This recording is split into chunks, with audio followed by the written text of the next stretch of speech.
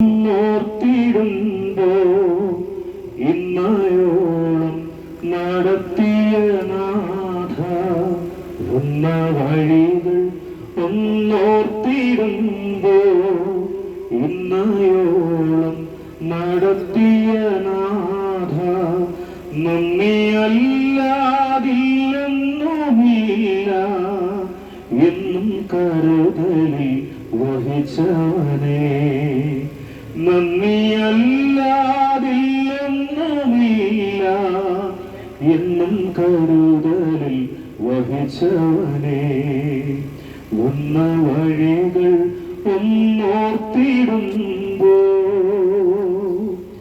ബഹുദൂരം മുന്നോട്ടു പോകാൻ ബലം നൽകി നീ നടത്തി ബഹുദൂരം മുന്നോട്ടു പോകാൻ ബലം നൽകി നീ നടത്തി തളർന്നോരോ നേരത്തിനെല്ലാം തവ കരങ്ങൾ ആശ്വാസമായി തളർന്നോരോ നേരത്തിനെല്ലാം തവ കരങ്ങൾ ആശ്വാസമായി വന്ന വഴികൾ ഒന്നോർത്തിടുമ്പോൾ ഇന്നയോളം നടത്തിയ നാഥ നന്ദിയല്ലാതില്ലെന്നുമില്ല എന്നും കരുതലിൽ വഹിച്ചവനേ നന്ദിയല്ലാതില്ലെന്നുമില്ല എന്നും കരുതലിൽ വഹിച്ചവനേ നന്ദിയല്ലാതില്ലെന്നുമില്ല എന്നും കരുതലിൽ വഹിച്ചവനേ.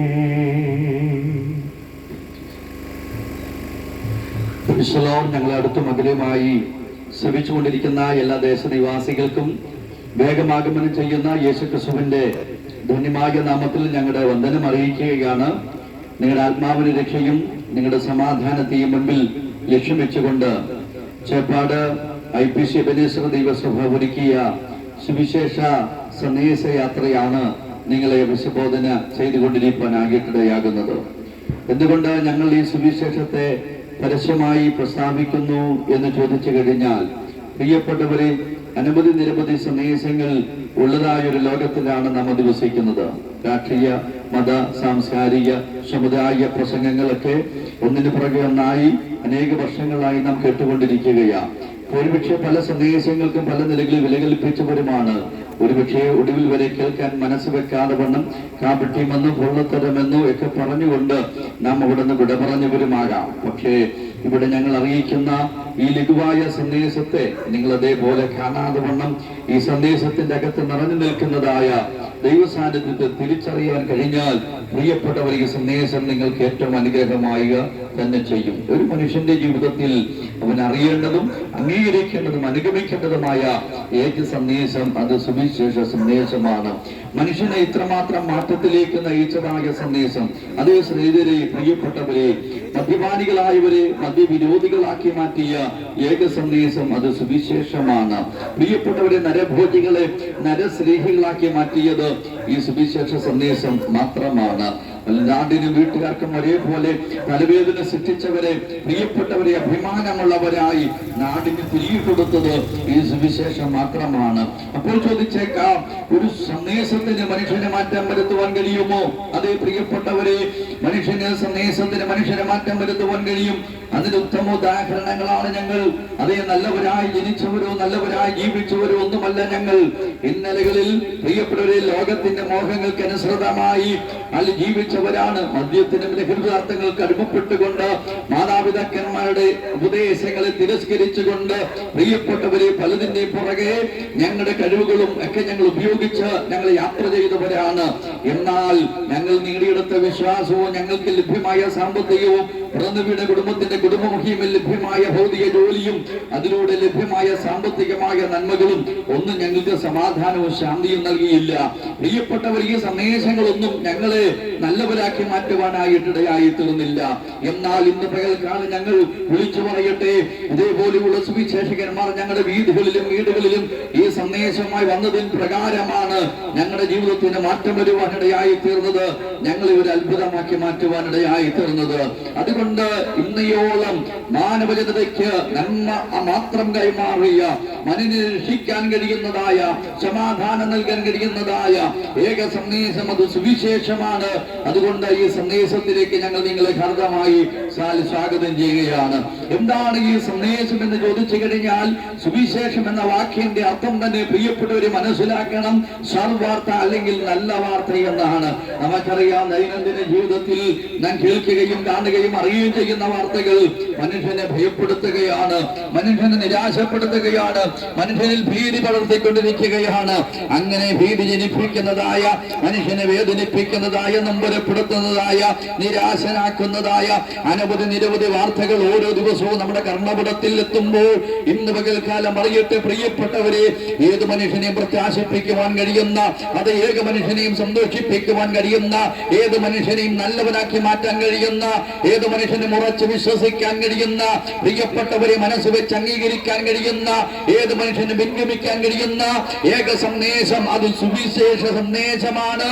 കാരണം ഈ സന്ദേശം മനുഷ്യനെ രക്ഷിച്ചേയുള്ളൂ, ഈ സന്ദേശം മനുഷ്യന് മാന്യത നൽകിയിട്ടേ ഉള്ളൂ, ഈ സന്ദേശം മനുഷ്യനെ അഭിമാനമുള്ള വാക്കിനാക്കി മാത്രം മാറ്റിയിട്ടേ ഉള്ളൂ, ഈ സന്ദേശം വിലപിടിപ്പുള്ള മനുഷ്യനാക്കി മനുഷ്യൻ രൂപാന്തരം വരുത്തിയിട്ടുള്ളൂ.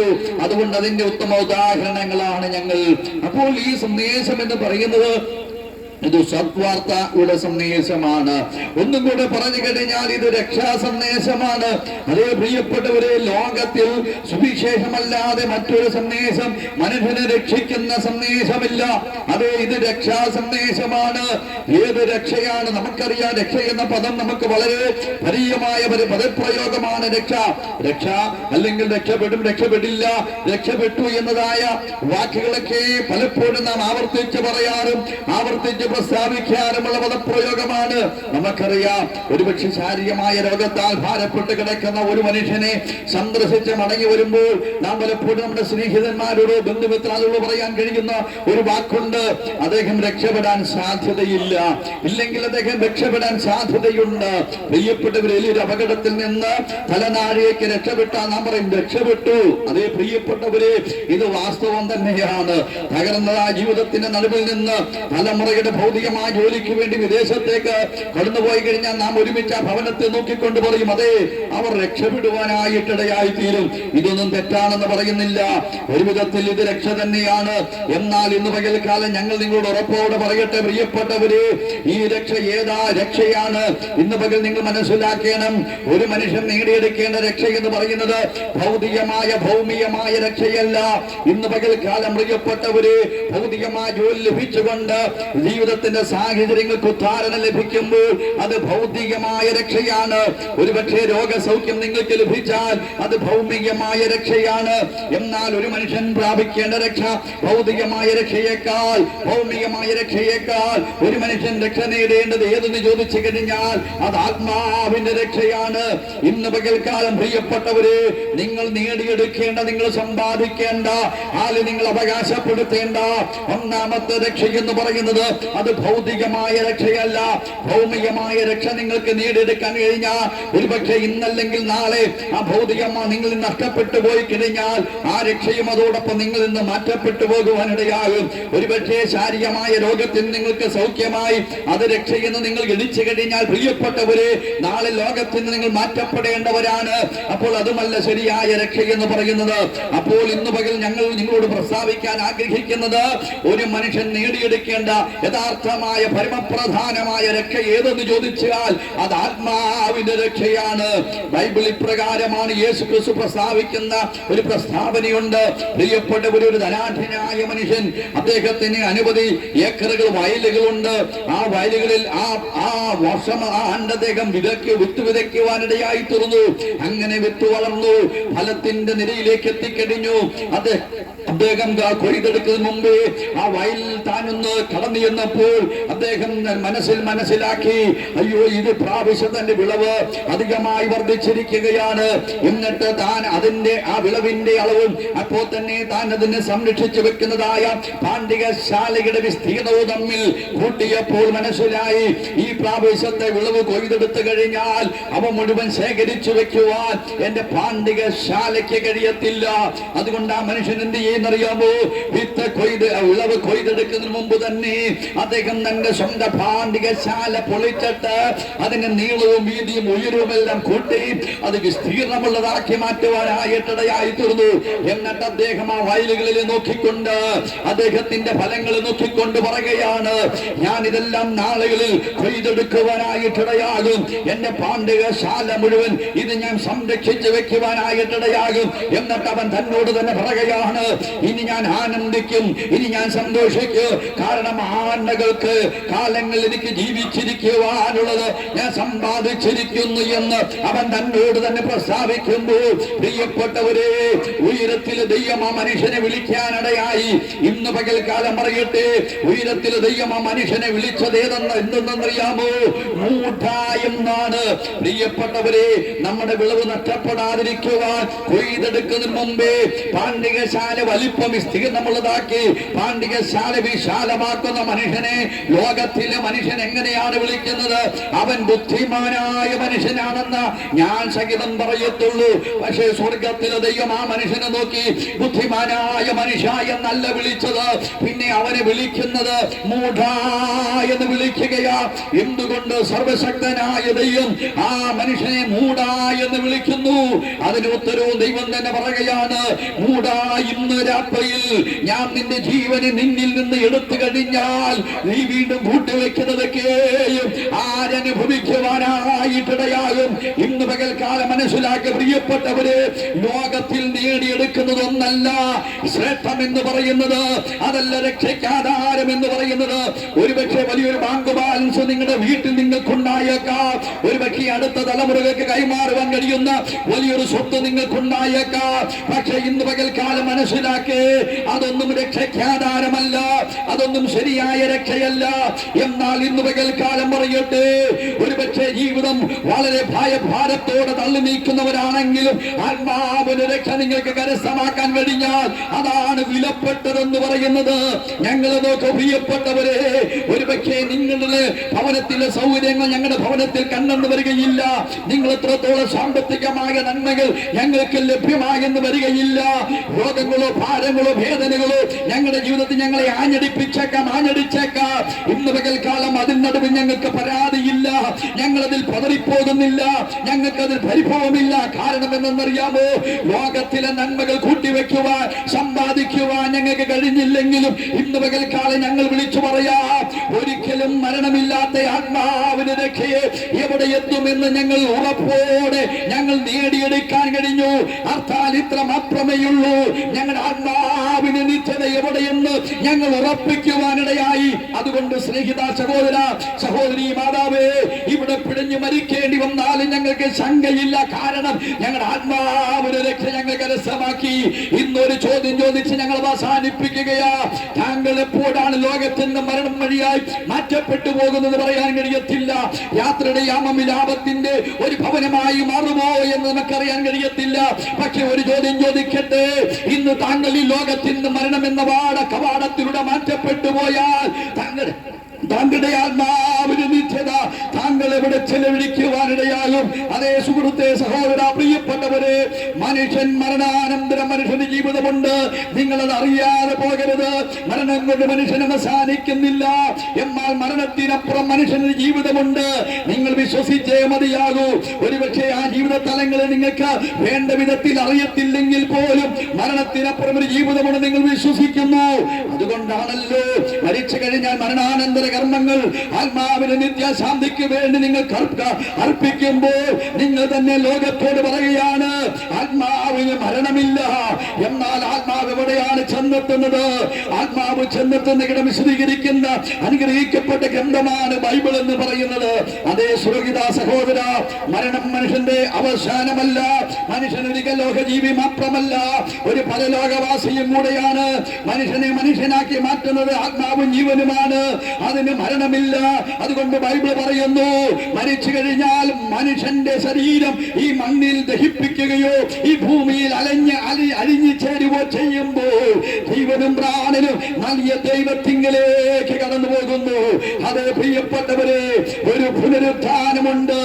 ആ മരണാനന്തര മനുഷ്യന് ജീവിതമുണ്ട്. എവിടെ? അതാണ് ഞങ്ങൾ നിങ്ങളോട് പറയാൻ ആഗ്രഹിക്കുന്നത്. മരിച്ചു കഴിഞ്ഞാൽ മനുഷ്യൻ എവിടേക്ക് പ്രവേശിക്കും?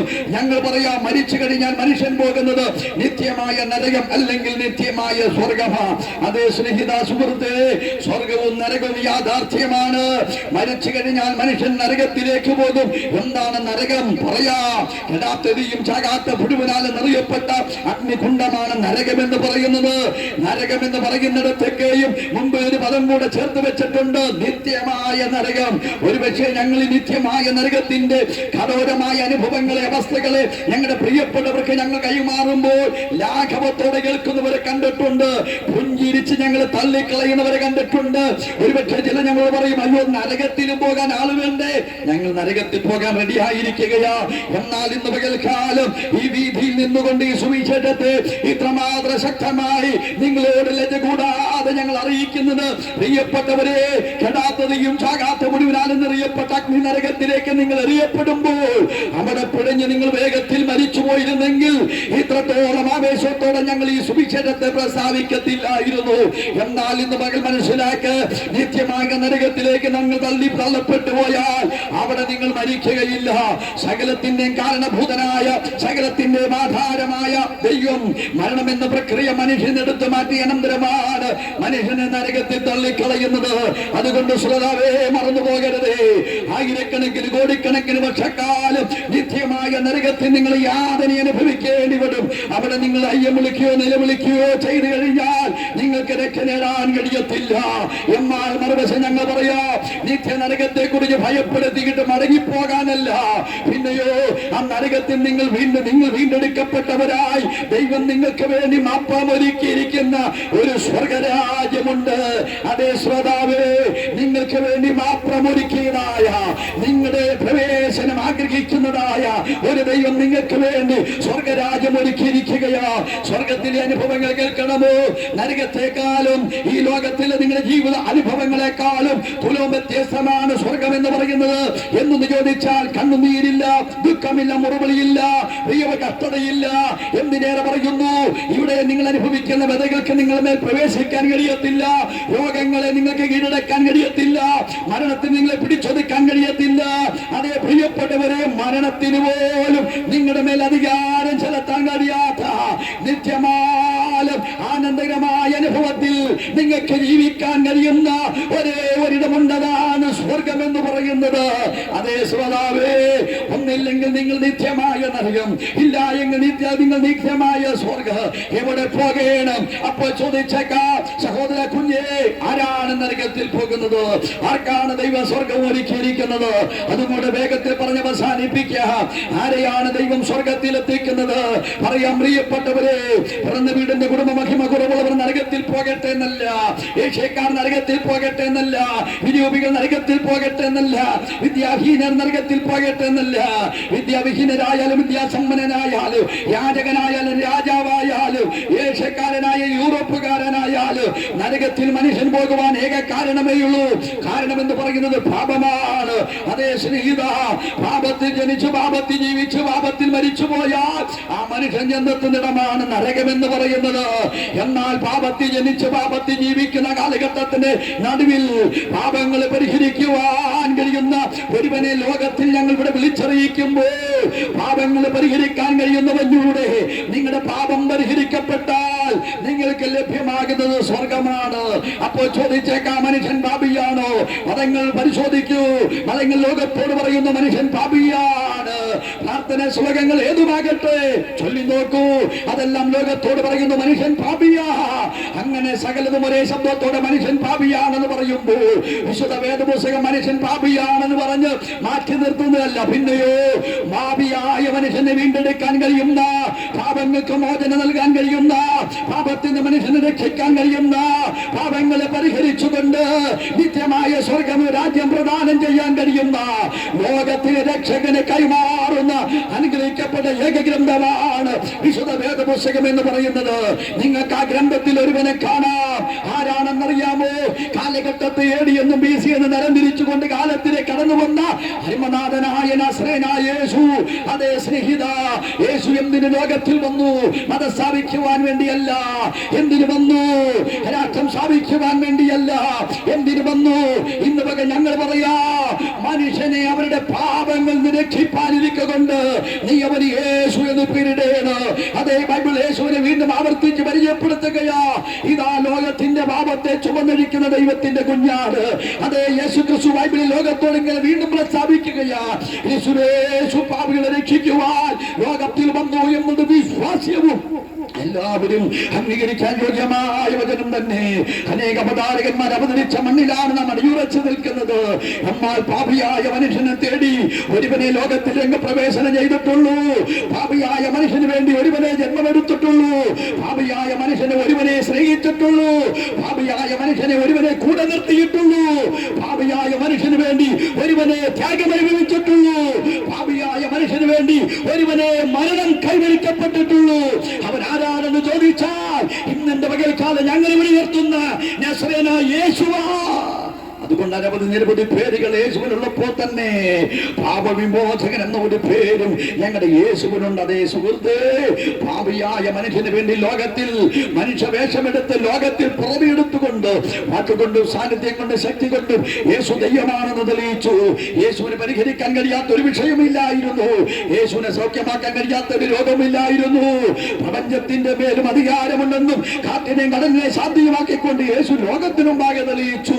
എന്തിനേറെ പറയുന്നു, മരിച്ച് നാട്ടിൽ വെച്ചുപോയ ഒരു മനുഷ്യനെ പുറത്തു കൊണ്ടുവന്ന് മരണത്തെ മേലും അധികാരമുണ്ടെന്ന് യേശു തെളിയിച്ചു. അങ്ങനെ യേശു ചെന്നിടത്തൊക്കെ യേശു കൈതൊട്ട മേഖലകളിൽ എല്ലാ സമസ്ത മേഖലകളിലും വിജയം കൈവരിച്ച ഒരു യേശു. അത് യേശുവിന്റെ ദൈവത്വത്തെ വെളിപ്പെടുത്തുകയാ. എന്നാൽ ഇന്ന് പകൽക്കാലം പറയട്ടെ, അതേ യേശുവാണ് ഗെത്സമനയിൽ പിടിക്കപ്പെടുന്നത്.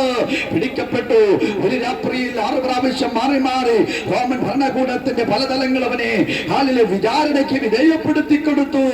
അവരും പറഞ്ഞു, ലോകത്തോട് പറയൂ, ഈ നീതിമാൻ ഇവൻ മരണയോഗ്യമായിട്ടൊന്നും ചെയ്തിട്ടില്ല. മരണയോഗ്യമായിട്ടൊന്നും ചെയ്യാത്ത യേശുവിനെ ഒന്ന് കുറഞ്ഞ 39 അടികളാൽ ചാട്ടവാറനാൽ അടിച്ചു. ആയിരങ്ങളിലും 10,000ങ്ങളിലും സുന്ദരനായിരുന്ന യേശു കണ്ടാൽ ആളല്ല എന്ന് തോന്നുമാറ് അവൻ വിരുദ്ധമാക്കപ്പെട്ടു. പച്ചപ്പന്മര കുരിശും ചുമലിൽ എന്തിക്കൊണ്ട് വീണ്ടും എഴുന്നേറ്റ് ഗൊൽഗോഥ ലക്ഷ്യമാക്കി യേശു യാത്ര ചെയ്തു. അവസാനം നീചന്മാരായ 2 കള്ളന്മാരെ നടുവിൽ ആയിരങ്ങളിലും സുന്ദരനായ നസ്രേനായ യേശുവിനെ, പാപിയെ സ്നേഹിച്ച, പാപികളെ വീണ്ടെടുക്കാൻ വന്ന, അത്ഭുതങ്ങളും അടയാളങ്ങളും ചെയ്ത യേശുവിനെ അവർ ക്രൂശിക്കുവാനായിട്ടിടയായി തീർന്നു. എന്തുകൊണ്ട് യേശുവിനെ ക്രൂശിച്ചു? എന്തുകൊണ്ട് യേശു പിടിക്കപ്പെട്ടു? എന്തുകൊണ്ട് യേശു ത്യാഗം അനുഭവിച്ചു? എന്തുകൊണ്ട് യേശുവിനെ പുറം ഒഴിവ് ചാലുകൾ നീളത്തിൽ കീറുന്ന പോലെ നീളത്തിൽ കീറി? എന്തുകൊണ്ട് ക്രൂശ് 2 കള്ളന്മാരുടെ നടുവിൽ ക്രൂശിക്കപ്പെട്ടു? എന്തുകൊണ്ട് യേശു അവസാന തുള്ളി രക്തം വരെയും ഊറ്റി മരണത്തിന് വിധേയപ്പെട്ടു? ഇന്ന് ഞങ്ങൾ പറയാം, പ്രിയപ്പെട്ടവരെ, ചിലർ ഞങ്ങളോട് പറയാറുണ്ട്, അയ്യോ, സ്വയമായി രക്ഷപ്പെടാൻ കഴിയാത്ത യേശുവാണ് ഞങ്ങളെ രക്ഷിക്കുന്നത്. അല്ല സുഹൃത്തേ, അല്ല മാതാവ്, സ്വയമായി രക്ഷിക്കാൻ കഴിയാത്ത പരാജയപ്പെട്ടു പോയ അശക്തനായി മാറിപ്പോയ ഒരു യേശുവല്ല. പിന്നെ എന്തേ യേശു ക്രൂശിൽ മരിച്ചു?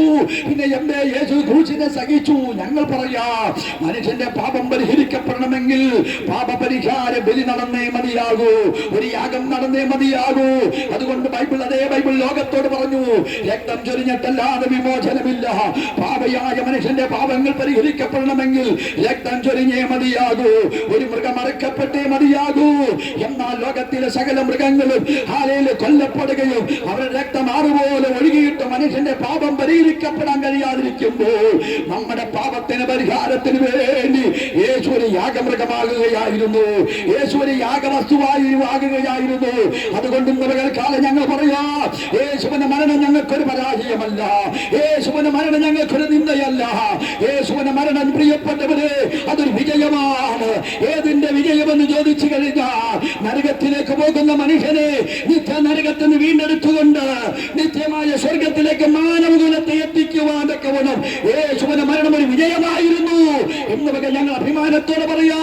യേശു മരിച്ചില്ലായിരുന്നെങ്കിൽ ഞങ്ങളുടെ രോഗം സൗഖ്യമാകത്തില്ലായിരുന്നു, യേശു മരിച്ചില്ലായിരുന്നെങ്കിൽ ഞങ്ങൾ നീതീകരിക്കപ്പെടുകയില്ലായിരുന്നു, യേശു മരിച്ചില്ലായിരുന്നെങ്കിൽ ഞങ്ങൾ വിശുദ്ധീകരിക്കപ്പെടുകയില്ലായിരുന്നു, യേശു മരിച്ചില്ലായിരുന്നെങ്കിൽ ഞങ്ങൾക്ക് പുത്രത്വം ലഭിക്കുകയില്ലായിരുന്നു, യേശു മരിച്ചില്ലായിരുന്നെങ്കിൽ ഞങ്ങൾക്ക് ഉയർത്താൻ സാധ്യമായതേ, യേശു മരിച്ചില്ലായിരുന്നെങ്കിൽ ഞങ്ങളുടെ പാപം പരിഹരിക്കപ്പെടുകയില്ലായിരുന്നു.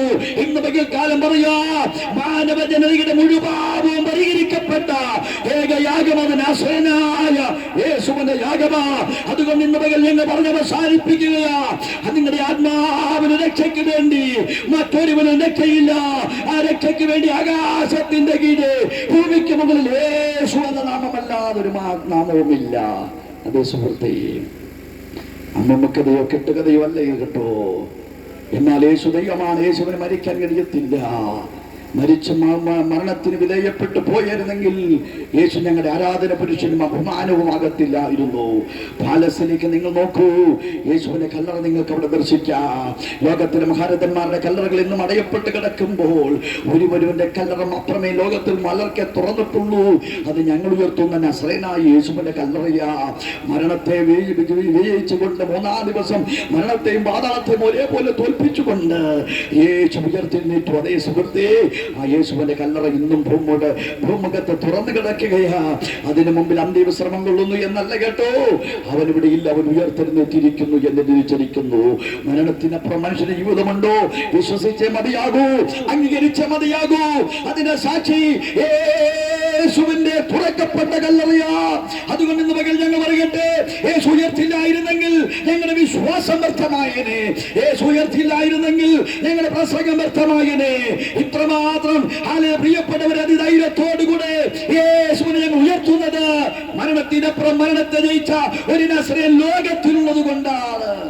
അതുകൊണ്ട് ഇന്ന് പകൽ ഞങ്ങൾ പറയട്ടെ, ജാതിയുടെ മതത്തിന്റെ വർഗത്തിന്റെ വർണ്ണത്തിന്റെ പള്ളിയുടെയും പട്ടക്കാരുടെയും പേര് പറഞ്ഞുകൊണ്ട് യേശു നിങ്ങൾക്ക് വേണ്ടി ക്രൂശിച്ചൊരിഞ്ഞ ആ യാഗമരണത്തിലൂടെ നിങ്ങൾക്ക് ലഭ്യമാകുന്ന ആത്മാവിന് രക്ഷയെ നിങ്ങൾ നഷ്ടമാക്കരുതേ. അത് യേശുവിനെ നിങ്ങൾ ദൈവമായി അംഗീകരിച്ചേ മതിയാകൂ. പിന്നെ നിങ്ങൾ എന്ത് ചെയ്യണം പ്രിയപ്പെട്ടവരെ? യേശുവിനെ രക്ഷകനായി സ്വീകരിച്ച അനന്തരമായി നിങ്ങൾ പിതാവിന്റെ പുത്രന്റെ പരിശുദ്ധാത്മാവിന്റെ നാമത്തിൽ വെള്ളത്തിൽ ഇറങ്ങി മുഴുകൻ സ്നാനം സ്വീകരിച്ചേ മതിയാകൂ. അതേ സ്നാനം ജലത്തിന്റെ അടുക്ക് കളയുന്നതല്ല, നല്ല മനസാക്ഷിയോടുള്ള ഉടമ്പടി യേശു ക്രിസ്തുവിന്റെ ഉപദേശമാണ്, യേശുവിന്റെ കൽപ്പനയാണ്. പ്രിയപ്പെട്ടവരെ, ഇന്ന് പകൽക്കാലം പറയട്ടെ, ശിഷ്യന്മാർ അത് ലോകത്തിനും ഭാഗം വെളിപ്പെടുത്തി കൊടുത്തു. സ്നാനപ്പെട്ടേ മതിയാകൂ, അഭിഷേകം പ്രാപിച്ചേ മതിയാകൂ, വേർപെട്ട് ജീവിച്ചേ മതിയാകൂ, യേശുമായി കൂട്ടായ്മ കൂടിയേ മതിയാകൂ. അങ്ങനെയുള്ളവരെ ചേർക്കാൻ ഇതാ വേഗം വരാൻ പോകുകയാ. അതുകൊണ്ട് ഇന്ന് പകൽക്കാലം യേശുവിനെ രക്ഷകനായി സ്വീകരിക്കുകയും യേശുവിന്റെ ഉപദേശങ്ങൾ ജീവിതത്തിൽ അംഗീകരിച്ചുകൊണ്ട് വേർപെട്ട ദൈവത്തെ ആരാധിക്കുകയും ചെയ്താൽ നിങ്ങളുടെ ഇവിടുത്തെ ജീവിതം നന്നായിരിക്കും. അല്ല, മരണത്തിനപ്പുറം നിങ്ങൾക്കൊരു സ്വർഗം ഉറപ്പാണ്. അല്ല, നിങ്ങൾക്കിതിനെ തിരസ്കരിച്ചു കഴിഞ്ഞാൽ കാത്തിരിക്കുന്നത് നിത്യമായ നരകമാണ്. അവിടെ എറിയപ്പെട്ട പിന്നെ ഒരു രക്ഷയില്ല. അതുകൊണ്ട് ഇതാ സുപ്രസാദകാലം, ഇതാ രക്ഷാദിവസം. അതുകൊണ്ട് ആ യേശുവിലൂടെ പാപക്ഷമയും നിത്യരക്ഷയും സമാധാനവും അനുഭവിച്ച് നല്ലൊരു ജീവിതത്തിനുള്ള മകളായി മാറുവാൻ ഞങ്ങളുടെ ശ്രോതാക്കളെ വരും സഹായിക്കട്ടെ.